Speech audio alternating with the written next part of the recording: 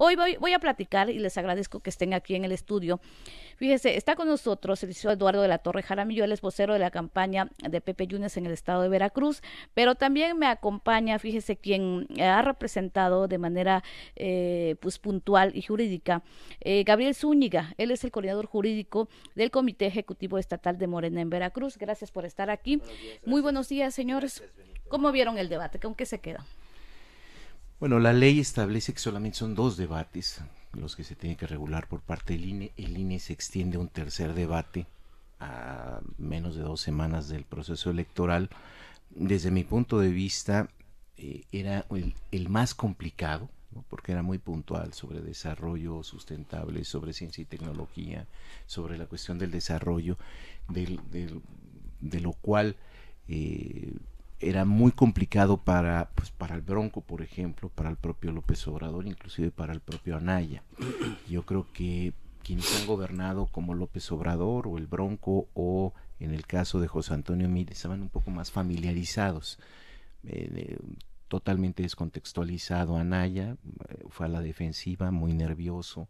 Yo creo que de los 3 debates, este tercer debate fue el que más le benefició a José Antonio Meade, fue el que estuvo mucho más tranquilo, más conocedor de los temas, había sido secretario de Hacienda, de Desarrollo Social, por supuesto de Relaciones Exteriores, y es el que, desde mi punto de vista, plantea un tema que me parece fundamental, el tema educativo, donde se ha trabado el vínculo entre el mercado laboral de los jóvenes, que es la no terminación de la preparatoria en el país con un porcentaje muy alto, y ese es uno de los puntos nodales de ese debate de anoche, de esa discusión, lo reitera en 2 ocasiones, pero yo coincidiría, hay algunos analistas, soy el director de Excelsior, dice, me quedo con más dudas de los que tenía yo al inicio de este tercer debate, y hay una coincidencia en ese sentido, diría yo, ¿no? ¿No te gustó este debate? Más allá de que no me gustara, creo que la cultura del debate apenas se dio en este proceso electoral 2018, 1994, 2000, 2006 y 2012, pues eran más soliloquios, más monólogos, diría yo, y hoy estamos inaugurando prácticamente la cultura del debate en el país, y no están muy acostumbrados los políticos, y los 3 formatos fueron totalmente distintos. Creo que en ese sentido nos quedaremos con esta experiencia o experimento, mejor dicho, que está haciendo el INE para con la democracia en el país. Bueno, pues en este caso Gabriel Zúñiga, ¿fue Andrés Manuel López Obrador a este tercer debate a cuidar sus puntos que ya trae? Bueno, primero que nada agradezco la visita, la invitación. Finalmente, él fue a plantear una propuesta seria, fue a ganar el debate. Para nosotros, Andrés Manuel ganó el debate sin duda alguna. Los puntos, bueno, pues estamos hablando de los que saben, 20, para nosotros son 27 puntos, entonces, pues ya es una distancia bastante amplia entre el primero y el segundo lugar. El segundo lugar fue a defenderse, fue a que no lo siguieran bajando de la competencia. En el caso de el tercer lugar, bueno, pues a cuidarse un poquito más y a ver si podía remontar ahí unos poquitos de puntos para una bocanada de aire que le pudiera permitir cerrar estas 2 últimas semanas. Sin embargo, yo me quedo mucho con lo que el vocero del candidato a gobernador dice. La limitante de los formatos, esta experimentación de 3 formatos, no permitió tal vez una interactividad, y más allá de no permitir esta interactividad, estaban peleando unos minutos, unas horas antes por cómo tenían que vestir, si de traje, de guayabera. Entonces creo que podemos desgastarnos no en esas cosas, cuando creo que el país necesita propuestas serias, propuestas reales, economía, salud, vivienda, y que ayer perfectamente Andrés Manuel las dijo cómo se van a hacer, dijo las causales, y sobre todo dijo cómo las va a resolver desde el gobierno de la República. Bueno, es que él propone, dice, acabar con la corrupción, que con eso, bueno, pues va a derivar todo lo demás. el tema de la seguridad, el tema de la economía. No nos quedó claro ahí cómo pretendía incluso obtener los recursos.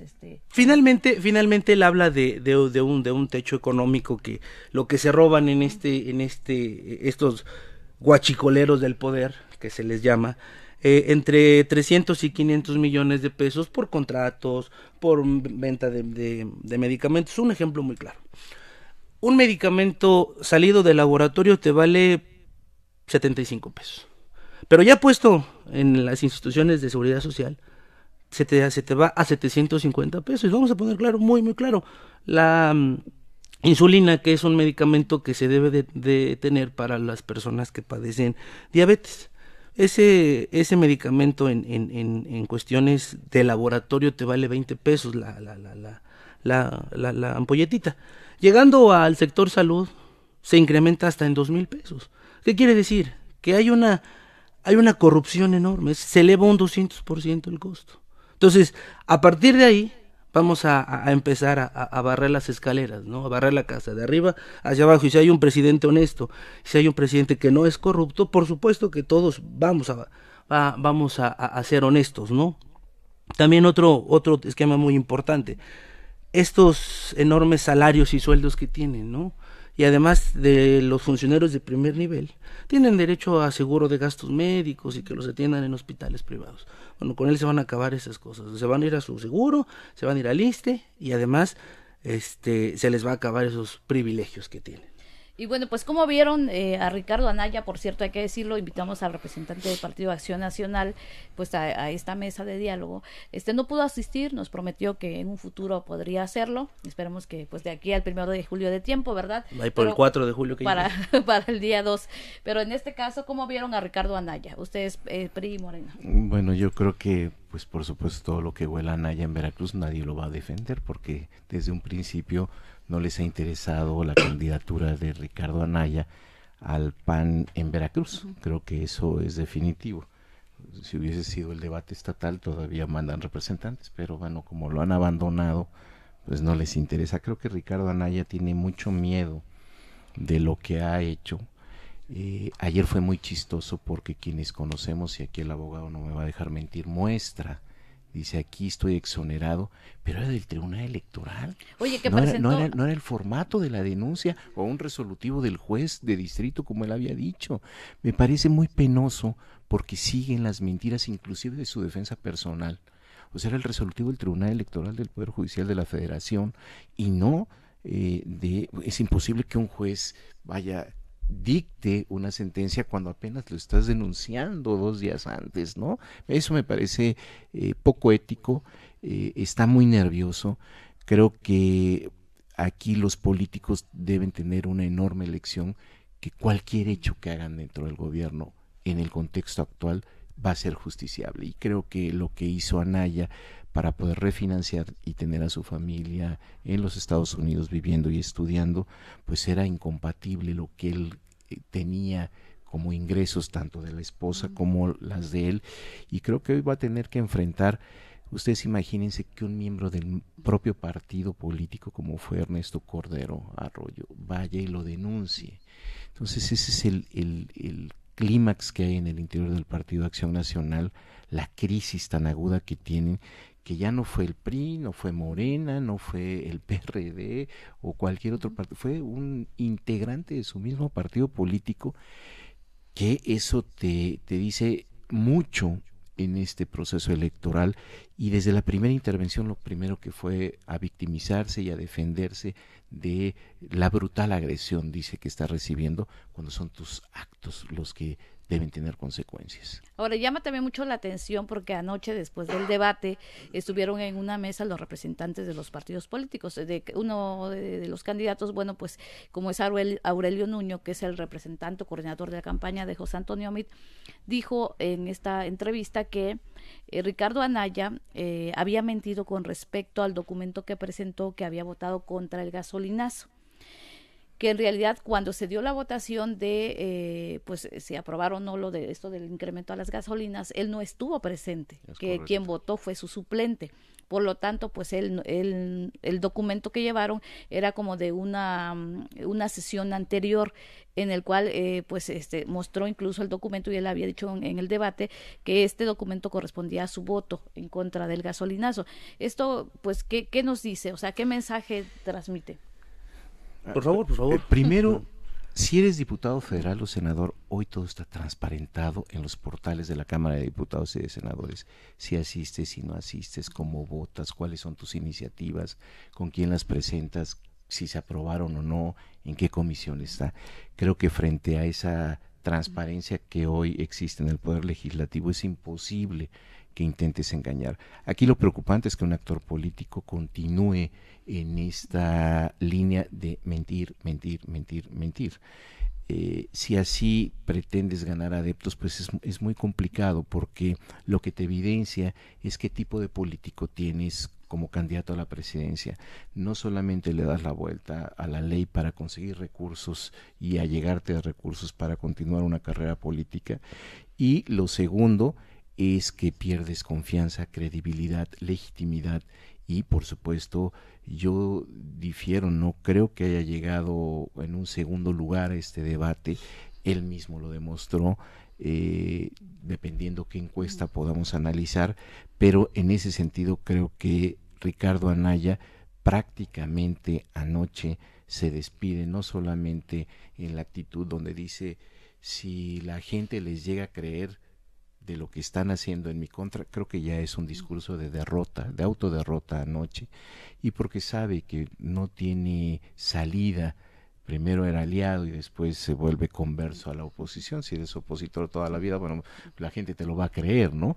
Pero en este caso, de ser aliado pasó, creo que el mayor error, más allá de la ruptura con los Calderón, ningún candidato a la presidencia había amenazado al presidente de la República, llámese como se llame. Andrés Manuel López Obrador en 2006, por llamarle chachalaca a Vicente Fox, perdió 3 puntos porcentuales. Y no porque fue a Vicente Fox, porque fue a la institución presidencial. Hoy se ha cuidado mucho, pero nunca en toda la historia de este país, ni Vasconcelos, ni Cuauhtémoc Cárdenas, nadie había amenazado al presidente de la República que lo iba a encarcelar. Y creo que esto fue lo que perdió en su juventud. Me parece que quizás estuvo mal asesorado desde Veracruz, ¿no? Aquí decimos que íbamos a encarcelar a Javier Duarte y ganamos la elección, sí, pero no tuvieron un Fidel Herrera previo, no tuvieron un Javier Duarte, y creo que se equivocó garrafalmente en esa estrategia, mal asesorado, porque el país no es lo mismo Coahuila, Chihuahua, Yucatán, en tratar de hacer una estrategia similar o imitar una estrategia, por ejemplo, como la que se hizo en Veracruz para poder ganar una elección, ¿no? Ahora, el PAN, Gabriel, acusa a Andrés Manuel López Obrador de tener un pacto de impunidad, de haber ya pactado con Peña Nieto para, pues, alivianarle el camino y llegar a la presidencia. Bueno, ya eso creo que son patadas de ahogado. Ya lo que sí es notorio es el del declive de Anaya inicia cuando se autoimpone. Por principio de cuentas, el no abrir el partido, tenía una competidora muy frontal y muy directa, que era Margarita Zavala, y el no permitir él ese paso, a partir de ahí empieza a acabar su tumba. Y número dos, el enemistarse tan frontal con el sector del PAN, y por otro lado con el presidente de la República. Entonces, si no, fueron elementos sinérgicos que le fueron cavando su propia tumba, y que ahorita llega y dice al debate, desde la primera salida empieza a tratar de decir, o de decirse, o de manifestar que existe una campaña en su contra, ¿no? Cuando sabemos que no es cierto. Lo cierto es que Anaya está derrotado, no le da para ganar ya la presidencia, y pues bueno, se va a cerrar mucho. Yo creo que estas 2 semanas son las más importantes. Empiezan los cierres tanto en las diputaciones locales, en todo, y aquí se va a empezar a ver este acompañamiento de la ciudadanía, estas personas que quieren un cambio real a través de, y que ven en Andrés Manuel una propuesta real, y una propuesta seria para encaminar por 6 años más. Ahora, se acabaron los debates anoche, con esto, bueno, prácticamente se cierra, digamos, los mensajes que pudieran ya transmitir a los mexicanos, seguramente ya tomaron su decisión, algunos lo harán el día de la elección, pero ¿qué pasa ahora con los equipos de campaña de cada uno de los candidatos? ¿Qué pasa con los partidos en los estados? Vamos ya a trasladarnos del plano nacional al estatal, vienen los cierres estatales, tanto de Cuitlahua García Jiménez, en este caso de Pepe Yunes, cierran y viene ya la parte operativa también que le corresponde a los partidos políticos de pues prácticamente aceitar la maquinaria, la estructura de cada partido para operar la elección del 1 de julio aquí en Veracruz. Sin duda alguna pues va a ser de acuerdo a las encuestas que hemos estado viendo pues un reto para Morena y también un reto para el PAN, un reto para el PRI, porque pues hay pues intenciones de voto en el caso de Morena pues muy cerrado según lo que hemos leído, lo que hemos visto en las así es. ¿Cuál va a ser el papel que va a jugar en este caso Morena? Primero que nada, apuntalar a la defensa del voto en la casilla, ¿no? Esa es la primera estructura que nosotros tenemos de contención, y hacer ahí una contención junto con nuestros aliados, tanto con el Partido del Trabajo, con el Partido de Encuentro Social, hacer unas estrategia para la recolección de las propias actas de escrutinio y cómputo, y estar muy pendiente sobre el mapacheo, ¿no? Que esto es, los programas sociales, ya lo hemos visto, de hecho ha sido un hecho público y notorio que el programa Veracruz comienza con mi hijo, ya no es Veracruz comienza contigo, Veracruz comienza con mi hijo, ha sido ocupado como un instrumento de coacción del voto, a través de una tarjeta electrónica, que estamos en las vías de hacer la comprobación técnica de cómo se hace la transferencia. Lo cierto es que alguien mágicamente tiene el número de acceso y puede hacer la dispersión directa a esa cuenta, que eso lo estamos en tribunales precisamente evidenciando ese tipo de cuestiones. También obviamente los propios servidores públicos del gobierno del estado operando esto me recuerda cuando Fidel Herrera se daba a distritos a sus secretarios. Lo mismo está haciendo el actual gobernador, les da a cada secretario un cierto distrito, y sobre eso que vayan a hacer su operación. Entonces estamos por principio de cuentas, no estamos confiados, porque estamos seguros que son muy tramposos, eso nos queda muy claro, pero estamos cuidando el voto desde la casilla hasta el traslado a los famosos estos centros de distribución y hasta el Consejo Distrital. Entonces empezamos como dices, a aceitar la maquinaria. En las elecciones que tengamos que ir a defenderla, pues bueno, el partido ya está preparado para eso, y en los que tengamos que atacar el triunfo, bueno, también estamos preparados. ¿Tienen un equipo jurídico ustedes de Morena sí, para también defender en caso de que esto se tenga que ir a tribunales? Por supuesto que sí, tenemos un equipo con bastante experiencia. En esta ocasión me toca a mí coordinar los trabajos de esta campaña. Sin embargo, atrás de mí hay un equipo impresionante de gente, y también el Comité Ejecutivo Nacional está muy pendiente, es el propio Horacio Duarte, muy pendiente de toda la intervención que se va a hacer en vía jurídica. Perfecto, pues don Eduardo de la Torre Jaramillo, en el caso del candidato del PRI, Pepe Yunes, la estructura del partido, también para cuidar el voto, ¿están listos? Sí, yo creo que la estructura más sólida que existe en Veracruz es la del PRI, históricamente. Arrancó esta campaña en la creencia de que solo eran 2 los participantes, es una elección de tercios, a pesar de que de manera estratégica, porque las encuestas se usan como propaganda, que quieran poner en un tercer lugar a Pepe Yunes, pues es discordante lo que dicen las encuestas, por ejemplo, con lo que dicen los mítines, ¿no? Muy nutridos en el caso de Pepe Yunes. Yo no veo, por ejemplo, que se mueva el candidato de Morena más que cuando viene Andrés Manuel López Obrador, ¿no? Es un candidato que, a pesar de que ya fue candidato en 2016, la gente no lo conoce. Puede fácilmente corroborarse desde su arranque de campaña, lo poco que ha hecho en Huatusco, sin gente sus mítines.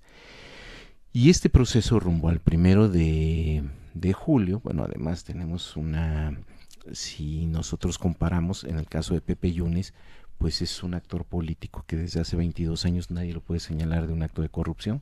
que estuvo en algún moche, que estuvo en alguna comisión, en algún porcentaje.